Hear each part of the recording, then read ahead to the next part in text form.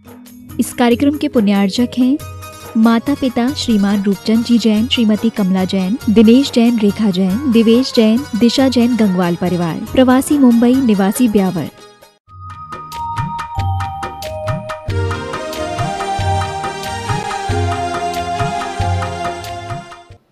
एक बार ऐसा हुआ कि भगवान ने लोगों को कहा कि तुम जो मांगना चाहते हो मांगो, मैं सब दूंगा।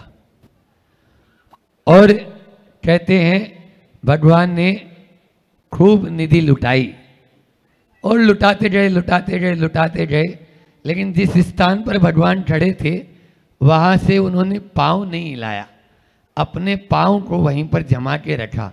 देवताओं के गुरु बृहस्पति को ये अच्छा नहीं लगा और उन्होंने सोचा कि भगवान सबको सब कुछ दे रहे हैं, लेकिन इस पाँव को क्यों नहीं हिला रहे हैं, इस पाँव को क्यों नहीं हिला रहे हैं। उन्होंने आके भगवान से पूछा, भगवान क्या बात है, आप सब कुछ लुटा रहे हो लेकिन इस पाँव को क्यों नहीं आपने उठाया।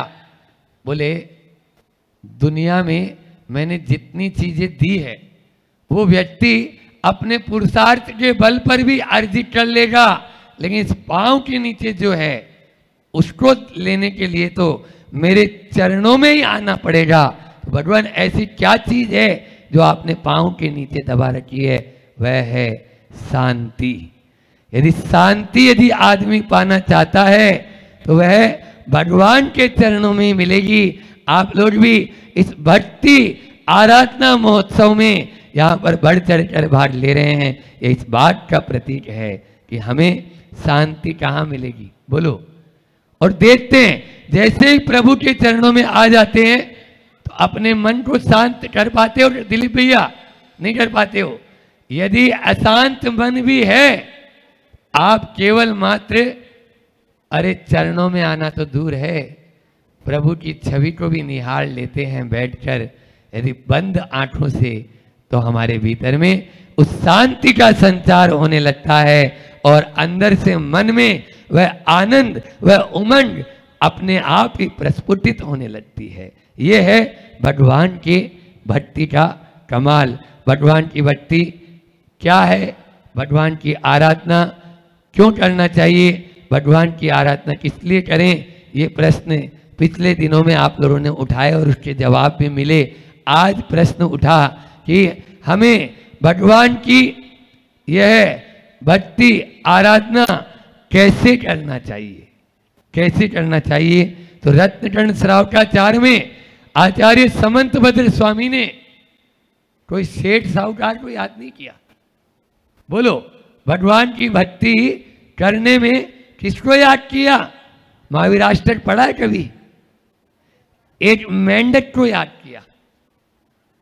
वह मेंढक फुदक फुदक कर भगवान के समोसरण में जा रहा है कि पूरी राजगृही नगरी समोसरण की ओर जा रही है, मैं भी जाकर भगवान के चरणों में एक छोटा सा अपना पुष्प, अपना अर्घ्य समर्पित करूंगा। इसी भावना के साथ में वह चल चला। तुलसीदास जी उस मेंढक की बात को कहते हैं कि तुम दर्शन से पुलक शरीरा, गदगद गिरा, नैन भय नीरा। भगवान की भक्ति ऐसे करो। इरियापत भक्ति करते हैं ना हम लोग, तो इरियापत में पढ़ते हैं कि वाणी गदगद वैन वपु पुलकैन नेत्रद्वयन श्रावयन, नेत्रों से बह चले पानी। जब ये मनावर वाले यहाँ बैठे हुए हैं, हम देखते हैं जब प्रभु की आराधना करते हैं तो केवल प्रभु की ओर देखती हैं और आंखों से केवल मात्र बस वह अश्रुधार बहती रहती है, बहती रहती है, बहती रहती है। यही वह अपने दोनों हाथों को पुलकित करके, ये है प्रभु की भक्ति। ऐसे करें, भाव से भरकर करें।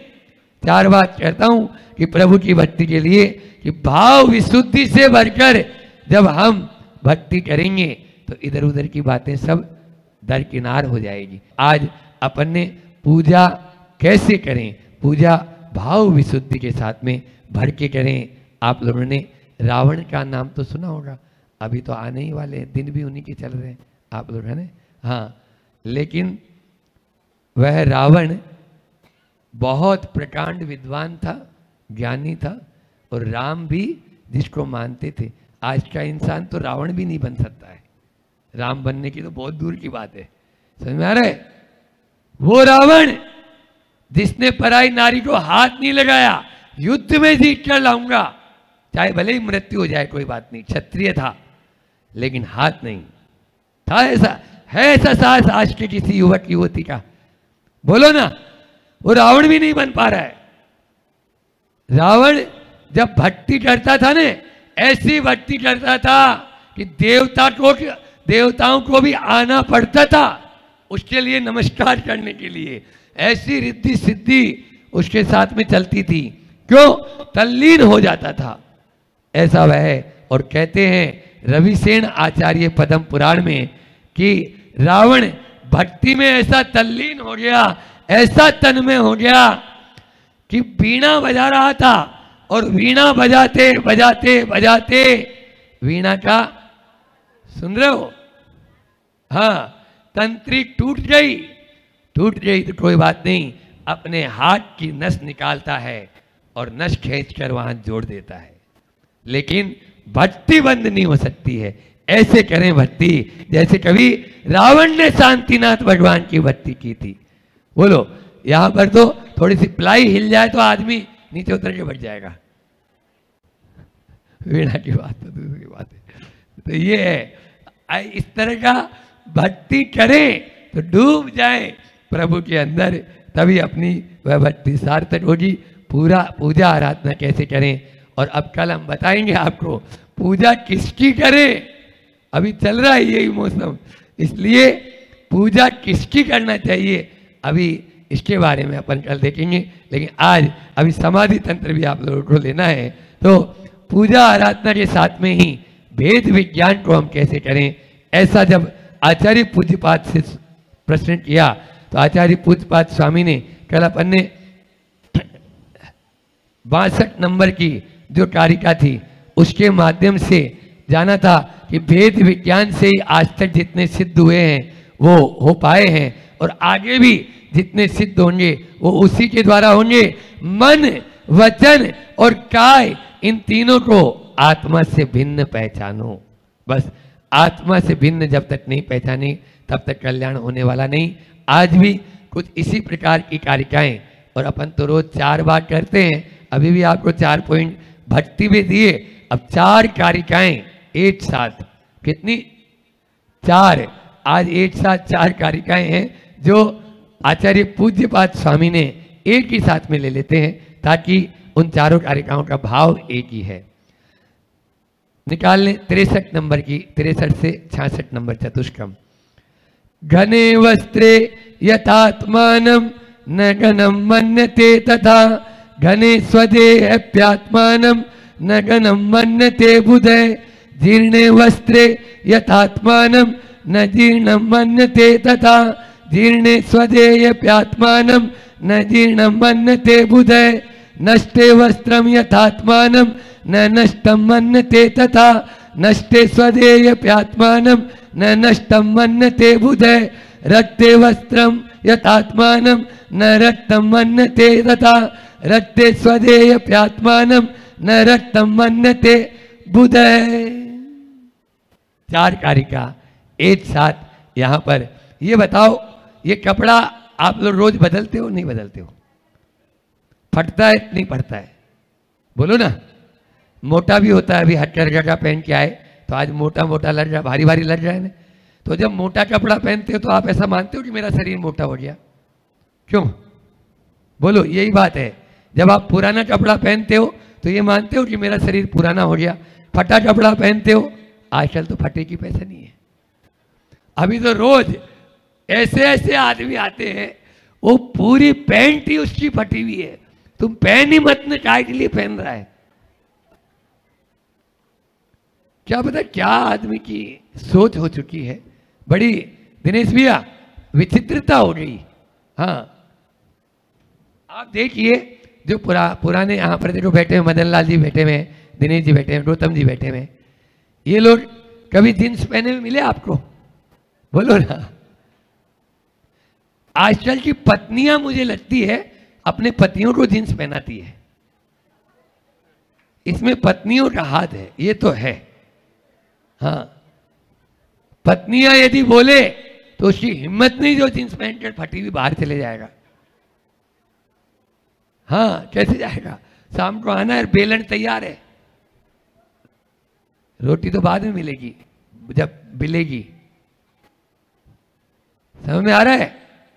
आज अभी वही दीदी से ऊपर चर्चा चल रही थी समाधि तंत्र और इस पे ही, तो महाराज जी बोले वो इसका अन्यत्र भी उल्लेख आया है। मैंने बोला जय धवला पुस्तक नंबर 8 कुंडलपुर में पढ़ा रहे थे गुरु जी, और पृष्ठ भी 100 से 150 के बीच में, 135 के आसपास ही।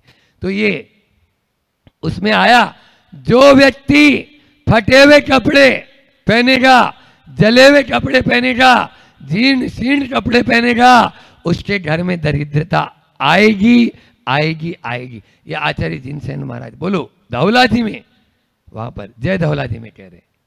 तो इस बात को माने तो यहाँ पर ये प्रासंगिक थोड़ा सा उधर चला गया। तो जीर्ण वस्त्र पहनते हो तो अपने आप को जीर्ण नहीं मानते हो, और यदि काला पीला नीला वस्त्र पहनते हो तो अपने आप को नीला काला पीला मानते हो, नहीं मानते। बस यही बात यहाँ पर कही है। ऐसा मत सोचो, हवा मत बनाओ, अरे संस्कृत में महाराज ने क्या क्या बोल दिया पता ही नहीं है। कुछ नहीं बोला, यही बात बोली है जो आपको बताई। एक बार इसका अर्थ शब्दार्थ ले लेंगे, फिर भावार्थ आपको बहुत अच्छा लगेगा। समय के अनुसार ही अपन को करना भी है, पद्यानुवाद भी इसका लेना है। घने वस्त्रे यथात मानम, घने यानी जाड़ा, आपके इधर मराठी में क्या बोलते हैं उसको? मोटा, मोटा मोटा जाड़ा, जाड़ा कपड़ा। तो अभी सर्दी आने वाली है, निकाल रहे हो आप लोग धीरे धीरे, कोई स्वेटर निकालता है तो कोई शॉल निकालता है, कोई कंबल निकाले, कोई केस निकालेगा, तो इस प्रकार के। तो जैसे यथा, यथा और तथा ये संस्कृत में दो अव्यय हैं। यथा यानी जैसे, और तथा यानी वैसे, जैसे वैसे। यदि तो, यदि तुम ऐसा करो तो मैं ऐसा करूंगी, होता है ना ऐसा। तो ये अव्यय होते हैं, ये जुड़े हुए रहते हैं। तो यथा जैसे कोई मनुष्य घने वस्त्रे, मोटे वस्त्र पहन लेने पर आत्मानम, अपनी आत्मा को घनम, मोटा न मान्यते, नहीं मानता है, तथा वैसे ही स्वदेह, अपने देह के घने मोटे होने पर भी आत्मानम, अपने को बुद्ध ज्ञानी पुरुष घनम, मोटा न मान्यते, नहीं मानता है। कोई आत्मा मोटे वस्त्र पहनता है तो उसका शरीर मोटा होता है क्या? नहीं। तो जब शरीर मोटा हुआ तो आत्मा मोटी हुई क्या? नहीं। बहुत बढ़िया, आप लोग तो समझदार हैं। जीर्णे वस्त्रे यथात्मानम, अब यथा वह जिस प्रकार से वह वस्त्र जीर्ण हो जाता है, तो आप अपनी शरीर को जीर्ण मानते हो क्या? नहीं, शरीर तो अलग है। शरीर, वस्त्र फटा हुआ है, शरीर थोड़ी फटा हुआ है। शरीर फट जाए तो पता लग जाएगा आपको। हाँ, समझ आ रहा है? तो शरीर नहीं फटा महाराज, वो तो फटे वस्त्र पहनने की आदत है हमारी। तो ये वस्त्र आपके, तो शरीर, अगर वस्त्र फटा हुआ है तो शरीर फटा हुआ नहीं मानते, तो फिर शरीर यदि मान लीजिए कुछ उसमें हो गया, कहीं से फूट गया, कहीं से टूट गया, तो फिर आप आत्मा को फटा हुआ मानते हो? क्यों मानते हो? बोलो। शरीर में कुछ हुआ तो तुरंत आत्मा पर ध्यान चला जाता है। नष्टे वस्त्र यथात्मानम, यथा वस्त्रम नष्टे आत्मानम, जैसे कोई वस्त्र नष्ट होता है तो आप शरीर को नष्ट नहीं मानते हो, तो शरीर के नष्ट होने पर आत्मा को नष्ट होना क्यों मानते हो? और रक्ते वस्त्रम यथात्मानम, जैसे लाल वस्त्र पहनने पर आप शरीर को लाल नहीं करते हो, फिर आप शरीर आपका यदि लाल हो भी जाए तो आप आत्मा को लाल क्यों कर लेते हो? आत्मा को लाल क्यों कर लेते हो? किसी ने मान लीजिए कुछ थोड़ा सा शरीर पे यदि लगा दिया तो लगा दिया, कोई बात नहीं, शरीर पे लगा है ना, आत्मा पे थोड़ी।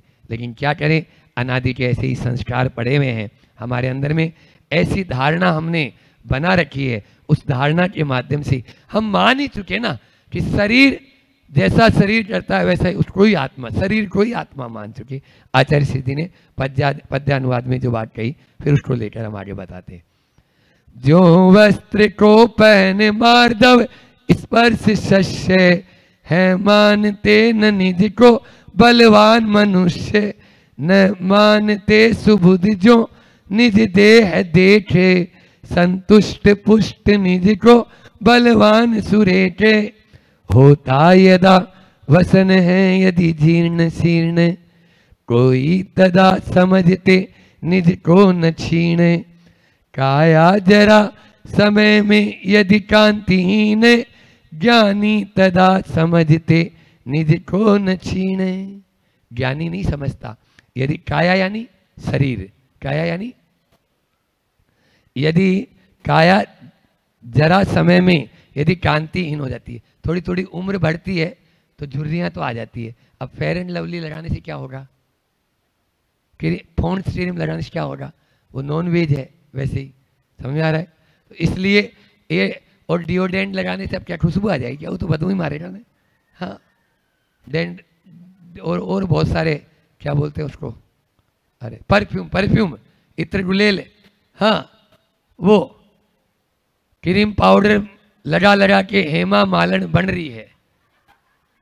तो कौन सी हेमा मालन बनेगी बताओ, कोई सी नहीं बन सकती है। और वो कितनी देर का, मैंने एक बार पहले ही बोला था कि वो बंदर और बंदरिया कहानी याद है ना, क्रीम पाउडर मल ली तो काला मुंह सफेद तो हो गया उसका, उसने बंदर ने शादी कर ली, थोड़ी देर में बरसात हुई, पाउडर धुल गया, काला ही मुंह नजर आया। अब क्या होगा बोलो, कुछ नहीं होगा, फेरे हो चुके हैं।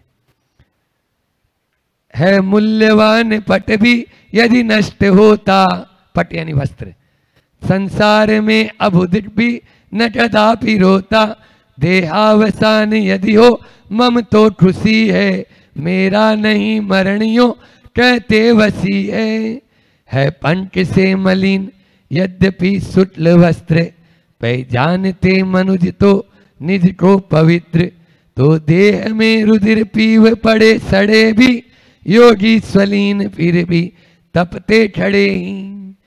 यदि इस शरीर में कोई फोड़ा वगैरह हो गया, कोई फुंसी वगैरह हो गई, ठीक है ना, तो आपकी आत्मा में फोड़ा फुंसी हुई क्या, नहीं हुई ना।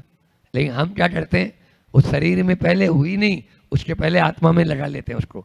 इतनी चिपकन है, उस चिपकन को हटाना पड़ेगा, तभी अपना जीवन हमें आराम होगा। वो क्या होता है, गुब्बारा होता है ना, गुब्बारा फूट जाता है तो छोटा बच्चा रोने लगता है ना, तो फिर हमारी रिया क्या बोलती है उसको, बेटा रो मत, और नया आ जाएगा ना, अपन नया दिला देंगे, दूसरा गुब्बारा मिल जाएगा। गुब्बारा तो फूटने के लिए होता है, फिर ये इतना बड़ा गुब्बारा फूटता है तो फिर क्यों रोते हैं, ये भी तो गुब्बारा ही है ना, ये शरीर गुब्बारा नहीं है क्या, समझ में आ रहा है। आचार्य श्री जी ने टीकमगढ़ के पास में क्षेत्र बंदाजी में वो प्रवचन किया, गुब्बारों से पूरा मंच बना था, कभी इधर से फुट की आवाज़ आए, कभी इधर से फुट की आवाज़ आए, कभी ऊपर से फुट की आवाज़। तो आचार्य श्री ने बोला ये फूटने के लिए ही है, और पूरा प्रवचन आचार्य श्री जी ने यही किया। इस तरह से हमारा यह बना हुआ है, लेकिन फिर भी हम इन्हीं वस्त्रों को कटावा फटावा, जैसे वस्त्र मोटे कटे पुराने या रंगे होने पर भी अपने शरीर को मोटा फटा पुराना या रंगा हुआ नहीं मानते, फिर हम इस शरीर के मोटे फटे पुराने या कटे हुए होने के बाद भी हम अपने आप को, आत्मा को ऐसा क्यों मान लेते हैं, यह हमारा अज्ञान है। उस अज्ञान से अपन को बचना है और ज्ञान की ओर जाना है। यह तभी संभव है जब वेद विज्ञान करें। ठीक है, मैं ये नहीं बोल रहा कि आप घर छोड़ दो, लेकिन घर में ही रहो, घर में रहकर भी आप अपने आप को, इस शरीर और आत्मा को पर तो मान सकते हो।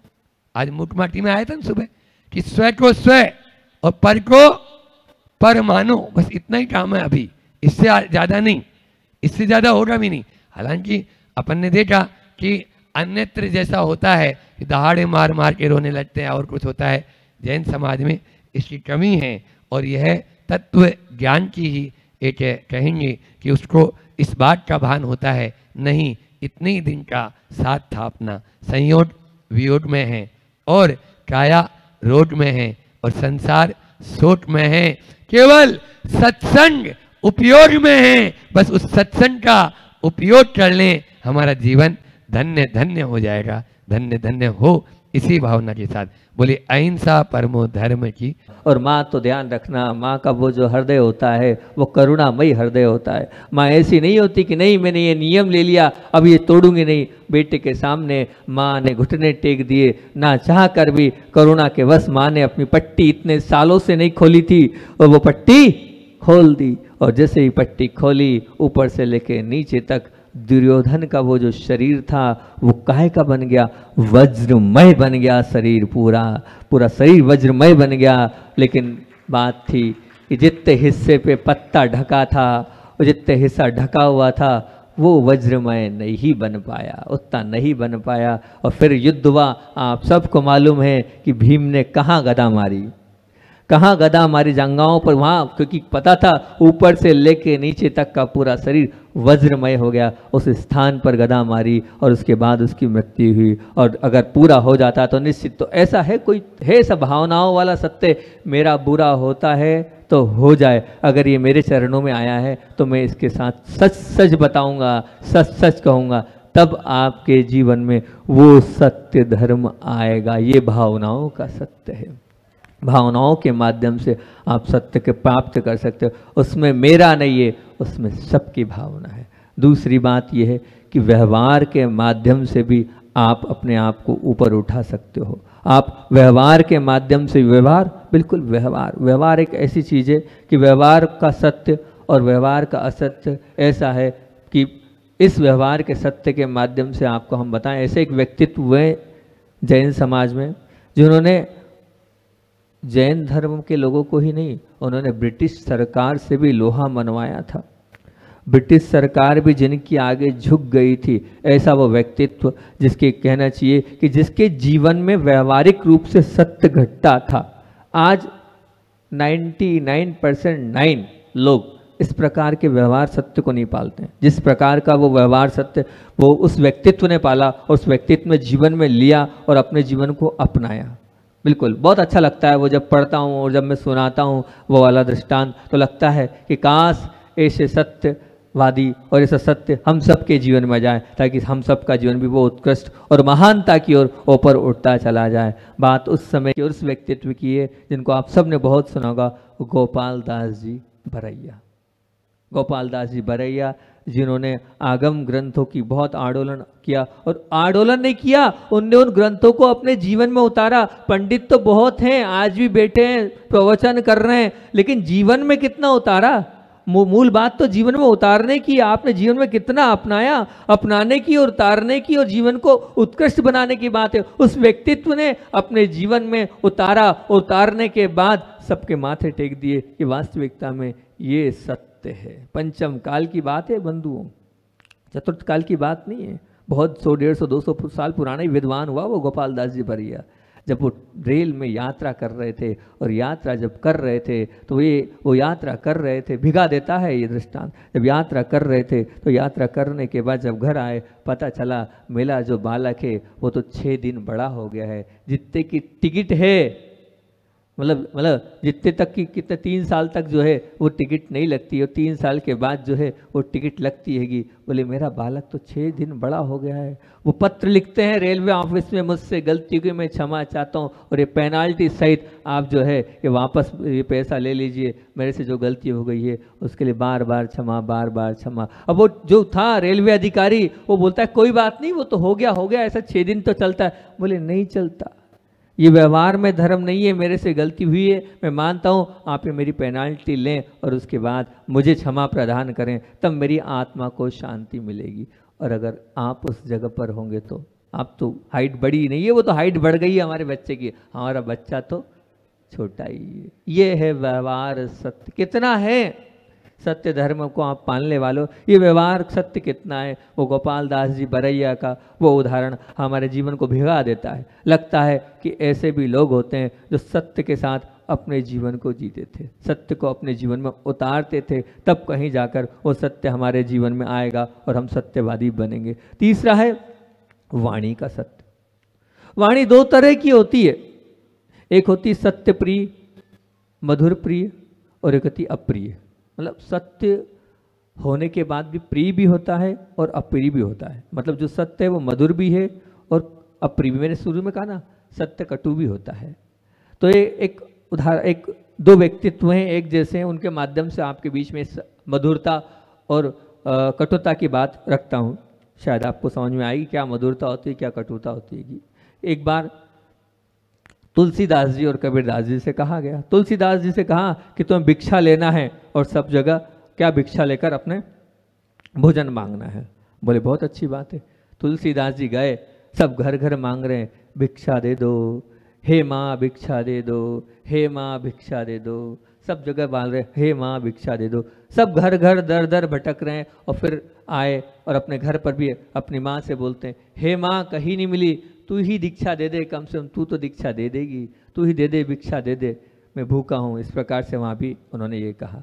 अब ये तो थे तुलसीदास जी, बड़े व्यवहारिक थे, बड़े प्रियभाषी थे। अब जो कबीरदास जी की बारी आती है तो कबीरदास जी को बोला जाता है कि आप भी जाओ और भिक्षा मांगने जाओ, तो वो भी इसी प्रकार भिक्षा मांगने जाते। वो अक्खड़ स्वभाव के हैं कबीरदास जी, उनके दोहे वो अक्खड़, वो हमेशा उल्टी बात बोलते हैं। अब वो गए, प्रिय बात और अप्रिय बात की बात चल रही है, और वो जब गए और जाने के बाद उन्होंने देखा वो बोलते गए, और वही दृश्य जब आया अपनी माँ का, तो वो क्या बोलते हैं, ए मेरे पिता की पत्नी भिक्षा दे दे, ए मेरे पिता की पत्नी भिक्षा दे दे, हे मेरे पिता की पत्नी मैं भूखा हूँ, कुछ तो दे दे। अब बताओ, वही वाक्य है, वही सब कुछ है, लेकिन एक कितनी मीठी बात थी, हे मेरी माँ। उसने मेरी माँ ही बोला, किसने? तुलसीदास जी ने। और कबीरदास जी ने क्या बोला कि हे मेरे पिता की पत्नी। अच्छा, दोनों सत्य है ना, पिता की पत्नी माँ ही कहलाती है, लेकिन वो शब्द में क्या मधुरता है? सत्य होने के बाद भी अगर शब्दों में मधुरता नहीं है तो हमें ऐसे शब्द बोलना ही नहीं है। ऐसे शब्द बोलकर हम भी परेशान होंगे और सामने वाला भी परेशान होगा। कल मैंने आपसे बोला था कि अपनी इच्छाएं लिखें, बहुत अच्छा, बहुत सारे लोग मेरे पास इच्छाएं लेके आ रहे हैं। कल एक छोटा सा बालक आया, बड़ा अच्छा लगा। जब मैं यहाँ से तत्वार सूत्र की क्लास के बाद गया तो उस बच्चे ने एक स्लिप मेरे हाथ में से करके दी। बोले महाराज जी मेरी 2 इच्छा है। मैंने कहा 11-12 वर्ष का होगा वो बालक। पहली इच्छा तो ये, आचार्य भगवान से मेरी दीक्षा हो। मैंने कहा बहुत बढ़िया, बहुत अच्छा। बोले दूसरी इच्छा मेरी ये है कि मेरा समाधि मरण गुरु सानिध्य में हो। मैंने कहा बहुत अच्छी बात है कि बहुत सारी और स्लिप आई, मैं पढ़ नहीं पाया हूँ। अच्छा लगता है जब मैं कुछ बोलता हूँ और आप मानते हो और मानने के बाद फॉलो अप करते हो तो बहुत अच्छा लगता है। अभी हाल एक स्लिप और आ गई हमारे विपिन भाई के, हम यहाँ बैठे थे, अभी पढ़ी तो नहीं, आप लोगों के सामने पढ़ सकता हूँ मैं। हमारे विपिन भाई सामने बैठे उपवास कर रहे हैं, आज 5वां उपवास है हमारे विपिन भाई का। आचार्य श्री जी की असीम कृपा हुई जो मुझ जैसे अनपढ़ को प्रतिमा देकर जीवन को सार्थक करने का मौका दिया। बस एक भावना है, गुरु जी के चरणों में आपसे अमूल्य रत्न दिया है, उस निर्गंत पथ पर ले और जीवन को धन्य करूं। ऐसा कोई कार्य न करूं जो सबकी नज़र में गिर जाऊं। बहुत अच्छी बात है। और साथ में क्या किया है, सभी जीवों की रक्षा करूं और मेरे जीवन में मैं अपने परिवार धर्म मार्ग आगे जाने की प्रेरणा के साथ मुझे दिया है उनको वो करूं। जीवन हमेशा आगे बढ़े, यही मेरी भावना है। करुणा और दया मेरे जीवन में हमेशा बनी रहे, जीवों की सेवा हमेशा करता रहूं, मरते दम तक जीवों की क्या गौशाला संभालते वो मेरे अंदर बना रहे। ऐसी अपनी इच्छाएं आप लिख रहे हैं, बहुत अच्छी बात है। तो आज की अभी जो दृष्टांत बता रहा हूँ वो आज सत्य धर्म है। यहाँ जितने लोग बैठे हैं उन सबसे ये जो मैं सुना रहा हूँ ये अपने जीवन में उतारना है। और फिर जीवन में उतारना नहीं है, और जितना कर सकते हो उतना आपको भी नियम लेना है कि हाँ ये जब व्यक्तित्व कर रहा है तो मैं यह नहीं कर सकता क्या, मैं भी वो करूँगा और करके अपने जीवन को बहुत अच्छा और महान बनाऊंगा। आज तभी हमारा ये सत्य धर्म बनाना सार्थक होगा, नहीं तो नहीं। एक भी व्यक्ति ध्यान रखना, या जो मेरी आवाज़ सुन रहा है उन सबको ये लेना है। इस दृष्टांत के माध्यम से आपको सजग कर रहा हूँ, सावधान कर रहा हूँ। यहाँ तक मेरे पास नहीं आ पाओ, मनी मन कायसर कर लेना, जब मिलूँ जब बता देना, इतनी बजे से इतनी बजे तक। महाराज जी आपने जैसा कहा है वैसा मैंने कर लिया है। तो ललितपुर की घटना आप लोगों के बीच में रख रहा हूँ। एक सज्जन थे, बड़े ही धर्मज्ञ थे और बहुत पैसे वाले थे, अपार धन अपार संपदा, कोई कमी नहीं, कहीं से लेके कहीं तक भी इतना धन इतनी संपदा, कोई कमी वाली कोई बात नहीं। दिनेश जी बहुत ध्यान से सुनना, पैसा बहुत अपार, धर्म ध्यान भी बहुत अच्छी, भक्ति भी अच्छी, गुरुओं से भी जुड़े हुए हैं। अब उन्होंने सोचा मैं अपने जीवन का कल्याण कैसे करूं। सत्य धर्म की बात है कि मैं अपने जीवन में सत्य को फॉलो भी नहीं कर सकता हूँ। और वास्तविकता में प्रैक्टिकली बात है, कोई भी फॉलो नहीं कर पा रहा है, क्योंकि मुझे दिन भर में इतने सारे मेरी फैक्ट्रियाँ, इतना सारा सेटअप है, इनकम टैक्स की चोरी करना है, सेल टैक्स की चोरी करना है, और भी बहुत सारी बातें हैं जो मुझे झूठ बोलना पड़ता है। अब जब झूठ बोलना पड़ता है तो मैं क्या करूं? तो उन्होंने बहुत अच्छा नियम लिया, क्या कर सकता हूं, कैसे करूं, इस जीवन में सत्य को कैसे अपनाऊं। तो उन्होंने नियम लिया कि रात को 11 बजे से लेकर सुबह 6 बजे तक कुछ भी हो जाए मैं झूठ नहीं बोलूँगा। क्या नियम लिया? रात को 11 बजे से लेकर सुबह 6 बजे, मुझे बहुत अच्छा लगा वो, सुबह 6 बजे तक मैं किसी भी कुछ भी हो जाए, मैं झूठ का, मेरा सब कुछ चले जाए, मैं झूठ नहीं बोलूँगा, नहीं बोलूँगा, नहीं बोलूँगा। उन्होंने ये नियम ले लिया, क्योंकि दिन भर नहीं चल सकता है, मैं लाख प्रयास करूँगा तो भी कहीं ना कहीं झूठ आ ही जाएगा और झूठ का प्रयोग हो ही जाता है, पर ये कट्टरता से पालन करूँगा। और फिर उसके बाद पनिशमेंट दे दी कि अगर गलती से हो गया तो, क्योंकि अभी आदत नहीं पड़ी है, बोले अगर गलती से मैंने रात को 11 से लेकर 6 के बीच में अगर झूठ बोल भी दिया है तो सबसे अच्छा ये उसके रूप में एक उपवास करूंगा। अगर गलती से मैंने बोल दिया है तो मैं एक उपवास करूंगा। ये उन्होंने नियम लिया। और देखो एक बात ध्यान रखना, जब कोई हम नियम लेते हैं ना तो ये निश्चित मानना, नियम लेते हैं तो परीक्षा की घड़ी आती ही है, तब तो वो कठिन पेपर आता है तो बड़ा आनंद आता है उसको, उस पेपर को फॉलो अप करने में। तो अब ये जब नियम लिया और हुआ ये इनकम टैक्स, सेल टैक्स जो भी है वो आपके वो आ गई। और जब वो आए और सब आए और रात को ही आए, एक साथ बिना बताए पहुंच गए। रात को 12:30-1 बजे रात खटखटाया और वहाँ पहुँच गए। और पहुँचने के बाद उन्होंने पूछा तो उन्होंने सब बताया। ये पहली अलमारी, उन्होंने पूछा ये पहली अलमारी है, ये दूसरी अलमारी, इसमें सब 1 नंबर के कागज है। वो तीसरी, चौथी और 5वीं जो अलमारी है, क्योंकि बहुत बड़ा सेटअप था, बहुत बड़ी टीम आई थी, पूरी उत्तर प्रदेश की जितनी भी इनकम टैक्स बड़े बड़े ऑफिसर थे पूरे थे, पूरी चारों तरफ गाड़ियाँ खड़ी थी। बोले तीसरी, चौथी, 5वीं में 2 नंबर का ये 2 नंबर का ये 2 नंबर का ये। वो जितने ऑफिसर थे बोले जीवन हो गया, बुढ़ापा आ गया हमको, आज तक ऐसा व्यक्ति नहीं मिला जो ये बता दे कि ये वो बोले कि ये भी बता दे इतनी ईमानदारी वाली। बोले इसको क्या जरूरत थी ये यहाँ बताने की, हम तो ढूंढ भी नहीं पाते। पर बाकी मेरा नियम है सत्य बोलने का। आपने मुझसे पूछा ना क्या क्या गलत है, कहाँ कहाँ रखा है, बताओ, मैं आगे रह के बता रहा हूँ, आगे रह के सब कर रहा हूँ। वो जितने ऑफिसर थे उस सत्य से इतने प्रशंसित हुए। उनने कहा आपका 1 नंबर और 2 नंबर को हम लिख रहे हैं, हमारी आत्मा ही नहीं बोल रही है कि 3 नंबर, 4 नंबर, 5 नंबर को हम बताएं।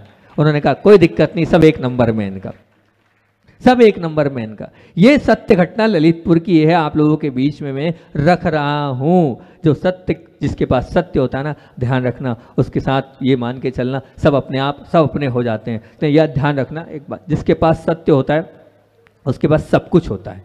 उसके पास सब कुछ कैसे होता है? एक राजा था, उस राजा ने घोषणा करी कि भैया यहाँ पर बाजार में दुकानें लगाओ। तो वहाँ के लोग बोलते हैं आप क्या नहीं आना, हमें कोई खरीदता ही नहीं कोई चीज़, काय को आए वहाँ, पूरा खर्चा करके आओ, सब सामान लगाओ और यहाँ पर कोई सामान ही नहीं बिकता हैगा। तो राजा ने कहा चिंता नहीं करो, आप तो दुकान लगाओ और जो नहीं बिकेगा शाम को मैं खरीद लूँगा, लेकिन आपको दुकान लगाना है चाहे जो हो जाए। बहुत अच्छा लगता है दृष्टांत भी। तो बोले ठीक है, बहुत अच्छी बात है। और इसी प्रकार से जो है वो दुकान लगाई और हुआ ये, सामान तो बिका, राजा ने भी प्रोत्साहन दिया। एक दुकानदार की एक मूर्ति नहीं बिकी, वो जो मूर्ति थी वो थी शनि महाराज की। शनि महाराज की वो जो मूर्ति है वो नहीं बिकी। अब वो जब मूर्ति नहीं बिकी तो शाम को जो है राजा के पास आए, राजा से कहा ये जो मूर्ति है क्या करना पड़ेगा, आपको खरीदना पड़ेगी। क्यों? क्योंकि ये मूर्ति जो है बिकी नहीं हैगी। राजा ने कहा बिल्कुल मैं अपने वचनों से मुकरूंगा नहीं, मैंने कहा है तो मूर्ति तो निश्चित तौर से मैं खरीदूंगा ही खरीदूंगा। और फिर क्या था, वो मूर्ति जो है खरीद ली, खरीदी। रात में राजा सोए थे, रात में लगभग सोए ही थे, नींद लगी थी कि एक सुंदर सी युवती निकल रही थी राजमहल से बाहर। उन्होंने क्यों, क्या हो गया, कहाँ जा रही हो, कौन हो तुम? बोले मैं लक्ष्मी हूँ। तो कहाँ जा रही हो? बोले इस महल में मेरा कोई स्थान नहीं। क्यों? बोले जहाँ शनि रहता है वहाँ लक्ष्मी नहीं रहती है। वो निकल गई। राजा वापस सो गए, जाती हो तो जा। फिर थोड़ी देर होती है कि क्या होता है, एक युवा बालक सज धज के वो बाहर निकल रहा है। अरे भाई कौन हो तुम, कहाँ जा रहे हो? बोले मैं जो हूँ वो वैभव हूँ, और जहाँ लक्ष्मी नहीं वहाँ वैभव का क्या काम? बोले मैं भी यहाँ नहीं रह सकता, वो भी जा रहा है। राजा वापस सो गए। फिर होता है, फिर थोड़ी देर बाद होती है, फिर देखते हैं क्या हुआ। फिर एक बहुत सुंदर सी बालिका थी, सज धज के जा रही थी। तो उसने क्यों, कहाँ जा रही हो, कौन हो? बोले मैं कीर्ति हूँ। जहाँ लक्ष्मी नहीं, जहाँ वैभव नहीं, जहाँ लक्ष्मी नहीं, जहाँ वैभव नहीं, कीर्ति का क्या, वो कीर्ति भी चल दी। अब हुआ ये, थोड़ी बहुत सुबह सुबह होती है, राजा जो है एकदम देखता है एक बूढ़ा व्यक्ति लाठी टेकते टेकते टेकते टेकते जा रहा है, और तो बोले अरे आप कौन? बोले मैं सत्य हूँ। जहाँ पर लक्ष्मी नहीं, जहाँ वैभव नहीं, जहाँ कीर्ति नहीं, वहाँ सत्य भी नहीं रहता है। तो गिर पड़ता है राजा। राजा बोलता है मैं तुम्हें नहीं जाने दूंगा, तुम्हारे चक्कर में मैंने लक्ष्मी छोड़ दी, वैभव छोड़ दिया, कीर्ति छोड़ दी, सब छोड़ दिया, क्योंकि मैंने वचन दिया था।